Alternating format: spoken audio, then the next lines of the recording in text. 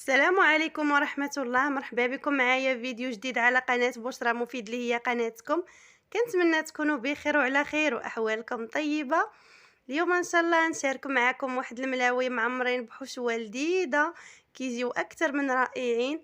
كنتمنى تبقاو معايا من اول فيديو لاخره باش تعرفوا على المقادير وطريقة تحضير هاد الملاوي.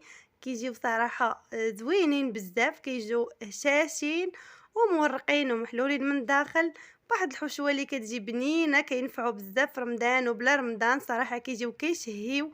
بقاو معايا من اول فيديو لاخره باش تعرفوا على المقادير طريقه التحضير. غادي نعجنوا العجينه ديالنا هي الاولى. عندي هنايا 3 كيسان ديال الدقيق الابيض ونص كاس ديال الدقيق الفينو. غادي ندير قبيصه ديال الملحه، واحد معلقه صغيره ديال الخل، ومعلقه صغيره ديال الزيت، ومعلقه صغيره ديال العسل غير كيعطي اللون وصافي.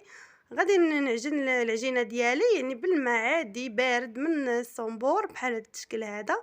صافي غادي نخلط العجينه ديالي نعجنها عادي يعني بحال العجينه ديال المسمن العاديه كما كتشوفوا معايا، يعني ما تكونش قاصحه وما تكونش يعني مرخوفه بزاف باش تجينا مرقه. صافي غادي نجمع العجينه ديالي، والكميه راها كتبقى على حساب عدد افراد العائله.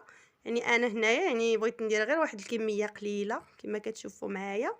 صافي غادي نعجن العجينه ديالي مزيان وندلكها على هذا الشكل هذا، وغادي ندلكها هكا في سطح العمل. كما كتعرفوا يعني انا هنايا راه ما عنديش الوقت بزاف. الا كان عندكم الوقت بزاف يعني غير جمعوها وديروها في واحد البلاستيك وخليوها ترتاح يعني من ساعه حتى لساعتين. انا هنايا ما كانش عندي الوقت بزاف يعني ما خليتهاش ارتاح نهائيا، دلكتها مزيان خليتها ارتاح تقريبا واحد ربع ساعه ولا ما واصلاش، يعني غير بين ما شحرت الحشوه ديالي. كما كتشوفوا معايا هكا ندلكها مزيان. غادي ناخذ داك الاناء اللي كنت دايره فيه درت فيه شويه الزيت صافي، وغادي نخليها هكا ترتاح وغنغطيها بواحد البلاستيك غذائي كما كتشوفوا معايا. صافي غنخليها جانبا بينما شحرت الحشوه ديالي وبردات واحد ربع ساعه او ثلث ساعه تقريبا.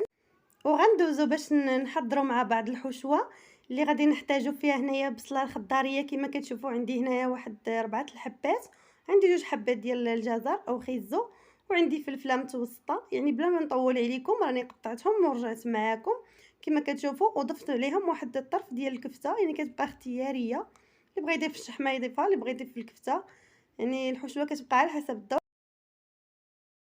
وداك الخضر ديال البصله راني درته جانبا يعني حتى كتشحر الحشوه نصف تشحيره عاد غنضيفو في الاخير. غادي نضيف هنايا الزيت، وغادي نضيف شويه ديال الملحه. كما كتعرفوا يعني الحشوه يعني عاديه جدا.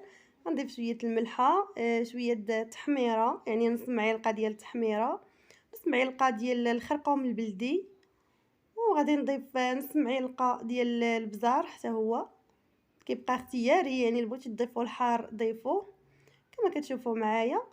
وصافي غادي نوضع الحشوه ديالي فوق النار يعني حتى كتشحر نص تشحيره، عاد غنضيف عليها داك الاخضر ديال البصله اللي قطعته رقيق. يعني كيعجبني انا تبقى ديك النسمه ديالو يعني عاطيه، حيت كيجي لذيذ بزاف هاد الحشوات ديال المسمن. صافي غنوضعها على النار ونخليها يعني تشحر على خاطرها.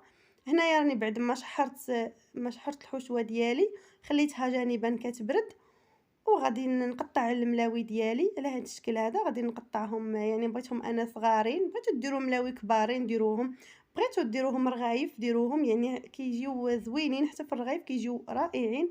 مره اخرى ان شاء الله ونشاركهم معكم. انا هنايا بغيت نديرهم ملاوي، صراحه كيعجبوني الملاوي احسن من الرغايف. كما كتشوفوا هكا راني درتهم ودرتهم فواحد البلاستيك غذائي. غادي نخليهم شويه يرتاحوا غير بين ما بردات ليا الحشوه. والحشوه هنايا راه ضفت عليها واحد شويه ديال الموتزاريلا وواحد المعلقه صغيره ديال لا موطارد، يعني كيجي زوين بزاف هكا بهاد الحشوات كيتواتى مع مذاق الكفته. صافي هنايا راني خلطت الحشوه ديالي وراها بردت كما كتشوفوا معايا. صافي غادي نخلطها هكا يعني تنسجم ليا ديك العناصر. ولا بغيتو تضيفوا يعني ربعوا المعدنوس ضيفوهم حتى الاخير. انا راني ضفت شويه يعني وما صورتوش معاكم يعني فاش كنت كنشحرهم، ضفت شويه د المعدنوس وشويه د الربيع. صافي غادي نخلي الحشوه ديالي راها بردات وغادي ندوزو باش نورقوا الملاوي ديالنا على هذا الشكل هذا. غادي ندهن سطح العمل بالزيت صافي، وغادي نبدا نورق الملاوي ديالي. وعلى فكره انا راني وجدت ذوبت شويه ديال الزبده كما كتشوفوا معايا، ذوبت الزبده ووضعت فيها معلقه صغيره ديال التحميره. يعني غير باش يعطيونا ديك الحموريه اللي كتجي في المسمن، يعني كيكون هكا كما كتشوفوا على المسمن معمر، كيشوفوا كيتباع كيكون احمر.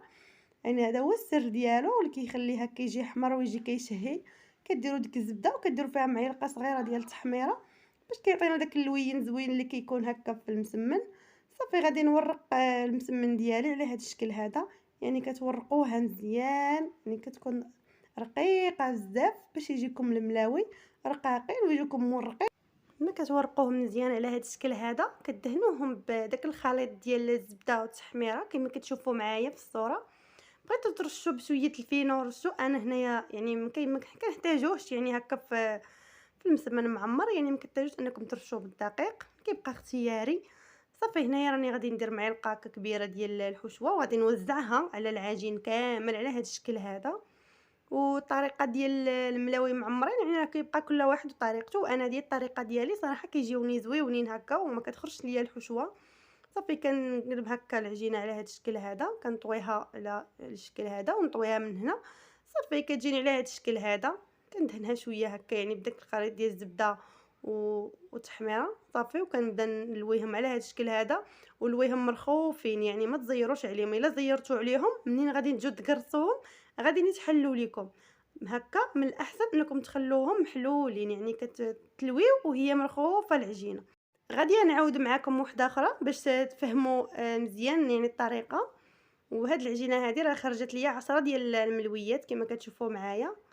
غادي نرققها عاوتاني على هذا الشكل هذا مزيان، كترقوها يعني كدهنوا يديكم بالزيت وكترقوها مزيان على هذا الشكل هذا على سطح العمل.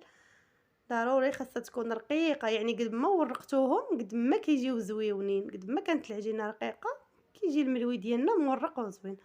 على هذا الشكل هذا نورقها مزيان. صافي وغادي ندهنها بالخليط ديال الزبده على هذا الشكل هذا. صافي وغادي نعمرها حتى هي على الشكل بحال الشكل الاول كما كتشوفوا معايا. صافي غادي نوزع الحشوه ديالي على العجينه كامله كما كتشوفوا معايا. ولا بغيتو صراحه الا بغيتو ديروا حتى الشحمه في بلاصه الكفته راه كتجي زوينه بزاف. يعني هكا يعني بلا رمضان، مازال في رمضان شويه الشحمه كتجي شويه ثقيله. صافي كديروا على هذا الشكل هذا وتورقوا بالزبده. صافي وكتلويو العجينه ديالكم هكا وهي مرخوفه، يعني كتخليوها محلوله. صافي وكتسدوا ليها الجنيبات ديالها على هذا الشكل هذا وكتحطوهم يرتاحوا بين ما كملتوا. كتوقفوا المليويات ديالكم على هذا الشكل هذا. صافي هنايا راني سخنت المقله ديالي مزيان ونقصت ليها شويه وقرصت المليويات ديالي درتهم كيطيبوا. واللي حاجه اللي بغيت نقول لكم ان هذا الملوي هذا كيبغي يطيب على نار متوسطه، يعني كيطيب على خاطرو باش يطيب مزيان من الداخل ويجيكم يعني محلول ومورق. انا هنايا راني نقصت البوطه شويه باش ما يتخطفش ليه اللون ديالو ويطيب من برا ومن الداخل يبقى خضر. صافي كتبقاو تحركوه على هذا الشكل هذا وكيطيب على خاطرو كيجي محمر وزوين صراحه ومقرمش من برا. صراحه كيجي اكثر من رائع. اللي داقوا عندي صراحه كيعجبوا، كنتمنى ان شاء الله يا ربي تجربوه وينال اعجابكم ويولي معتمد عندكم. صافي كتحركوهم على هاد الطريقه هذه، نتوما كطيبوهم وانتوما كتحركوا فيهم باش كيجيو محمرين كيجيو مذهبين كيجيو عاطين واحد اللوين ما شاء الله. وصافي غتكمل نستمر على هاد الطريقه هذه حتى نكمل الملاوي ديالي ونرجع معكم.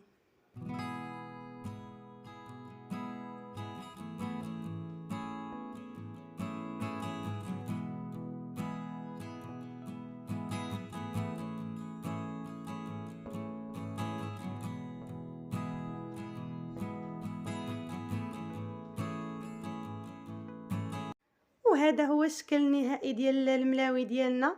صراحه راهم كيجيو رائعين وطالعه منهم واحد الريحه يا سلام، كيجيو لذاذين بزاف. كنتمنى يعجبوكم وتجربوهم وينالوا اعجابكم، ونشوفكم على خير ان شاء الله الى فيديو قادم بحول الله.